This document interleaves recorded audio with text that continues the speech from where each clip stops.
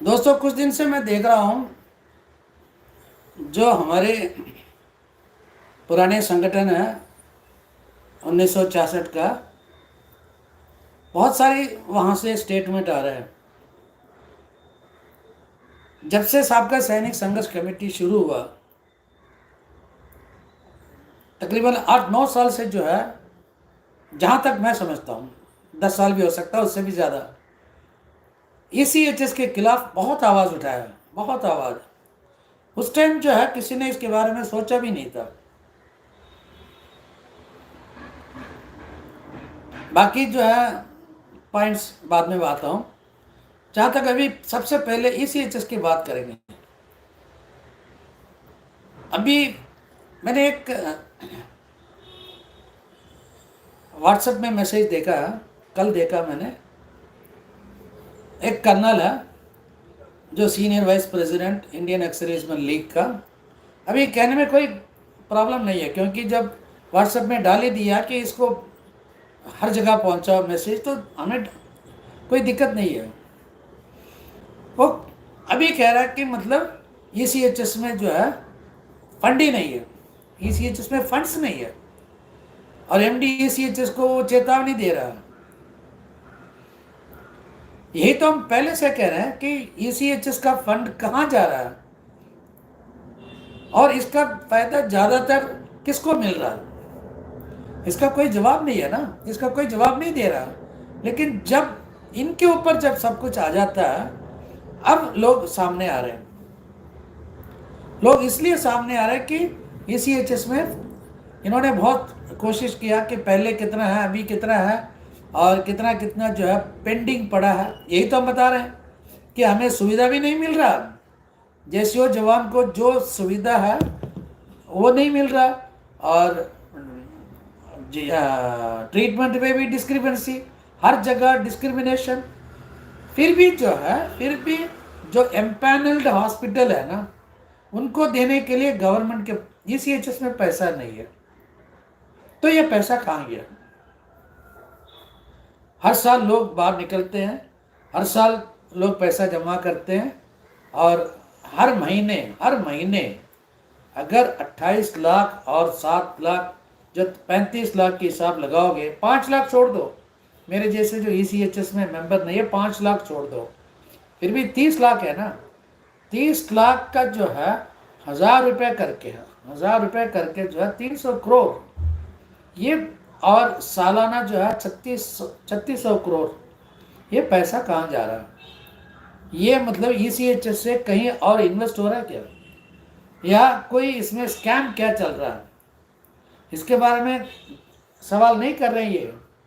अब ये कह रहे हैं कि मतलब एम्पैनल्ड हॉस्पिटल्स को देने के लिए पैसा नहीं है, इसलिए एम्पैनल्ड हॉस्पिटल बाहर जा रहा है, और सख्त एक्शन लेंगे, हम इसको चिट्ठी लिखेंगे, उसको चिट्ठी लिखेंगे। अरे चिट्ठी लिखे क्या करोगे? MD ECHS को चिट्ठी लिखोगे और वो ऊपर गवर्नमेंट को चिट्ठी लिखेगा, फिर पार्लियामेंट में फंड्स पास होना चाहिए। ये पार्लियामेंट से फंड्स पास क्यों होना चाहिए? ECHS एक सेपरेट एंटिटी है। ये जो प्रॉब्लम ECHS में, CGHS में क्यों नहीं है? CGHS में कोई जो है एम्पैनल्ड हॉस्पिटल का पेंडिंग ही नहीं है। अगर होगा भी तो थोड़ा बहुत हो सकता है, लेकिन इतना जो है अभी इस कर्नल के हिसाब से जो है 4000 करोड़ से ऊपर पेंडिंग है। इसका मतलब ये 4000 करोड़ गया कहाँ? अगर लोगों ने ट्रीटमेंट लिया है तो कौन लिया है, कैसे कैसे, मतलब बेनिफिशियरीज का डिटेल्स बाहर निकलना चाहिए। बेनिफिशियरीज का डिटेल नहीं है, कुछ नहीं है, लेकिन एम्पैनल्ड हॉस्पिटल को पैसा नहीं दिया। और कुछ लोग ऐसे वीडियो डालते हैं कि एम्पैनल्ड हॉस्पिटल, अगर मतलब एम्पैनल्ड हॉस्पिटल जिनको मतलब गवर्नमेंट ने पैसा बैलेंस नहीं दिया, अगर वो ट्रीटमेंट नहीं दे रहा, तो हमें हमारे पास आ जाओ, उनका फर्ज बनता है, उनको ट्रीटमेंट देना ही चाहिए।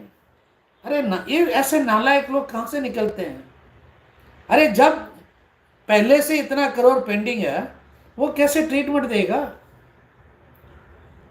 दोस्तों इसी चीज के बारे में जो है 10 साल से लोग चिल्ला रहे हैं, जेसीओ जवान।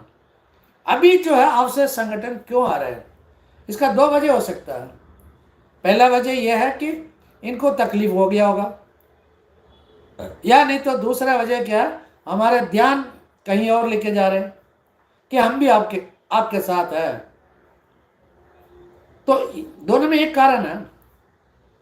अगर वाकई में अगर लीग का ये इंटरेस्ट है, हमारे जावा सिपाही जो है 1 साल से जो तकरीबन 10 महीने पूरा हो गया, 11वां महीने शुरू हो गया, 10 महीने से जो जवान बैठे हैं, वैसे इनको भी बैठना चाहिए था। पिछले साल से जब से ईसीएचएस में प्रॉब्लम शुरू हुआ तब से ये मतलब पब्लिक में आना चाहिए था, क्यों नहीं आ रहे?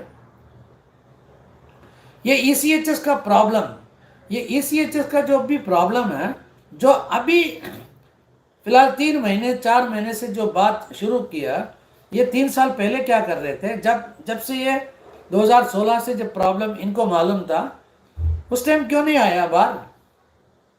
क्योंकि इन्होंने सोचा कि इसके बारे में कोई मतलब कोई संगठन इसके बारे में बात नहीं करेगा और हम मजे लेते जाएंगे। दोस्तों अफसर ऐसी ईसीएचएस, अफसर ऐसी ईसीएचएस का जो सैलरी कितना फिक्स किया, और अफसर ऐसी ईसीएचएस को जो है, अगर अफसर ऐसी ईसीएचएस और जो मेडिकल ऑफिसर दोनों एक ही पोस्ट में अगर काम करेंगे, यानी कि रेफरल और ट्रीटमेंट, तो कितना बचत हो सकता था? ईसीएचएस में ऑफिसर्स का सैलरी कितने हैं और वहाँ जो काम कर रहे हैं हमारे जो जवान हैं उनका सैलरी कितना है? इसमें घोटाला कहाँ पे हुआ? और जो ट्रीटमेंट के नाम से जो स्कैम हुआ है, जो अमृतसर में जो सबका सैनिक संघर्ष वालों ने पकड़ा था, वैसे हर जगह स्कैम जो चल रहा है, इसके बारे में बात क्यों नहीं निकल रहा बाहर? क्योंकि स्कैम में कौन इन्वॉल्व है, किसको बचाने के लिए मतलब लोग काम कर रहे हैं, ये सारी चीज के बारे में बात करना चाहिए था। बेनिफिशियरीज की जहां तक सवाल है, जेसीओ जवान कितने मतलब परसेंटेज बेनिफिशियरी है, ये मत बोलो कि जेसीओ जवानों का स्ट्रेंथ ज्यादा है। असल में जेसीओ जवान के ऊपर कितना खर्चा लगा और ऑफिसर्स एंड फैमिलीज और उनके डिपेंडेंट्स के ऊपर खर्चा कितना लगा, अगर ये 2 चीज अगर बाहर निकल जाएगा ना, दूध का दूध पानी का पानी हो जाएगा। दोस्तों आरटीआई डालो, कुछ भी डालो, लेकिन आप इसके बारे में आपको कोई जवाब नहीं देगा बेनिफिशियरीज की जहाँ तक डिटेल्स है। अब ये कहते हैं कि मतलब हम इसके अगेंस्ट में सारे ग्रुपों में ये मैसेज फैला दो, सारे ग्रुप में मैसेज फैला दो। अरे सारे ग्रुप में मैसेज फैलाने के बाद क्या करेंगे? ये मतलब हमें जो है ना उत्साह कर रहे हैं कि आप लोग जो है लड़ो, आप लोग लड़ो, हम पीछे रहेंगे। क्यों लीग नहीं कर सकता ये काम? लीग कहता है ना हमारे पास इतने लाख फौजी हैं, इतने संगठन हमारे साथ है पूरे हिंदुस्तान में, क्यों नहीं आ रहे हैं बाहर? हर जगह आप करो, पूरे हिंदुस्तान में जो है आंदोलन मोर्चा स्टार्ट करो ईसीएचएस के खिलाफ, क्यों नहीं कर रहे हो? या नहीं तो ईसीएचएस को जो है प्राइवेट इंश्योरेंस के हाथ में दे दो, पूरे ईसीएचएस को। जैसे हमारे ग्रुप इंश्योरेंस है वैसे ईसीएचएस में क्या फर्क है? लेकिन ईसीएचएस का पैसा कहाँ जा रहा है, यही तो मतलब हमें पता करना है ना। इसके बारे में कोई बात ही नहीं कर रहा, कोई बात नहीं कर रहा। देखो कहता please circulate this post further and further so that this appeal could reach government of India for action on priority. अरे क्यों भाई? व्हाट्सएप में ऐसे ही डालते जाओगे तो गवर्नमेंट ऑफ इंडिया तक पहुंचेगा? अरे मर्द बन के बैठ जाओ, जंतर मंतर में बैठ जाओ, सड़क रोको, रेल मतलब चक्का जाम करो, ताकि गवर्नमेंट को पता चलेगा। लेकिन ये क्यों नहीं कर रहे हैं? और ये कहता है कि ईसीएचएस का जितने भी मेंबर है वो सारे अपसेट हो गए, डिस्टर्ब्ड हो गए। अरे ईसीएचएस में सबसे ज्यादा मेंबर्स कौन है? जेसीओ जवान है। जेसीओ जवान सबसे ज्यादा मेंबर है। आज तक इतनी साल में कितनी बार लीग ने इसके बारे में प्रोटेस्ट किया है। दोस्तों ये मैं वीडियो इसलिए डाल रहा हूँ ना, ये जो ऑडियो जो है बहुत वायरल करने के लिए लीग वाला कह रहे हैं, लीगों का जो है सीनियर वाइस प्रेसिडेंट कहता है कि इसको वायरल करो वायरल करो। अरे जब आप स्कोवा में परमानेंट मेंबर है, स्टैंडिंग कमेटी आप वॉलंटरी ऑर्गेनाइजेशन है, एसोसिएशन है स्कोवा, उसमें तो आप मेंबर है, परमानेंट स्टैंडिंग कमेटी मेंबर है, you bring the issue there. ECHS जो है ये प्रिविलेज नहीं है, ये हमारे हक है। ये क्यों नहीं कहते कि ECHS should be brought under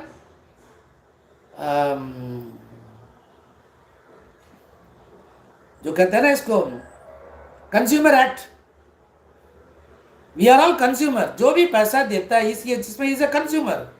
ECHS should be brought under Consumer Act and necessary action should be taken as per Consumer Act regulations। ये क्यों नहीं बताते हैं? क्योंकि जितने भी ऑफिसर्स, जितने भी जो इन्वॉल्व है सब ऑफिसर्स हैं। MD ECHS is a senior officer, और जितने भी ऑफिसर ECHS सभी के सभी कर्नल एंड अबव। तो ये जो है कंज्यूमर एक्ट के अंदर ECHS शुड बी ब्रॉट, क्योंकि जो भी पैसा देता है इज अ कंज्यूमर। दोस्तों इसके बारे में आगे और चर्चा करेंगे, क्योंकि इसका प्लस माइनस में अभी और आगे ऑडियो निकलेगा मेरे खिलाफ। जैसे धीरे धीरे जैसे जैसे ऑडियो वीडियो निकलेगा मेरे खिलाफ मैं और बात करते जाऊंगा। तब तक के लिए जय हिंद, वंदे मातरम, भारत माता की जय।